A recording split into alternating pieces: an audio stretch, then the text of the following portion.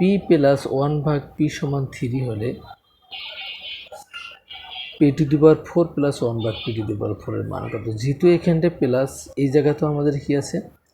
Plus আছে, তাহলে আমাদের সূত্র কি দাঁড়াবে?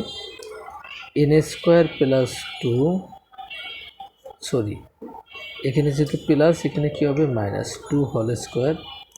যেহেতু প্লাসে আমরা মান প্লাসের বের করতেছি, এখানটায় মাইনাস আসার সূত্রের কোনো সম্ভাবনা নেই, তাহলে কী হবে?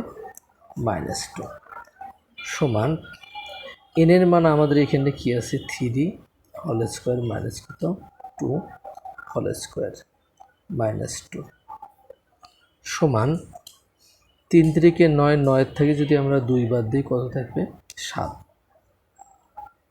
7 হোল স্কোয়ার মাইনাস কত? 2 7 7 49 -2 কত দাঁড়াইলো আমাদের? 47 আমাদের কয় নঙ্গে আছে? খ নং।